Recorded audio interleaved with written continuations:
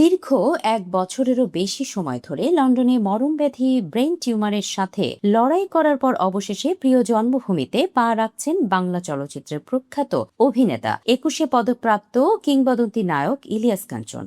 সোমবার সকালে জামাতা আরিফুল ইসলাম কলিন্সকে সাথে নিয়ে লন্ডনের হিথ্রো বিমানবন্দর থেকে ঢাকার উদ্দেশ্যে রওনা হয়েছেন তিনি। প্রিয় অভিনেতার এই প্রত্যাবর্তন দীর্ঘদিনের না হলেও প্রিয় কাঞ্চন ভাইকে এক নজর দেখার জন্য ব্যাকুল হয়ে আছেন কোটি অনুরাগী। কেমন আছেন সবার প্রিয় বেদের মেয়ে জ্যোৎস্নার নায়ক? কাঞ্চন পরিবারের ঘনিষ্ঠ সূত্রে জানা গেছে, গত বছরের এপ্রিলে চিকিৎসার জন্য লন্ডনে যান তিনি। একই বছরে আগস্টে তার মস্তিষ্কে একটি জটিল অস্ত্রোপচার করা হয়, কিন্তু শারীরিক জটিলতার কারণে টিউমারের পুরো অংশ তখন অপসারণ করা সম্ভব হয়নি।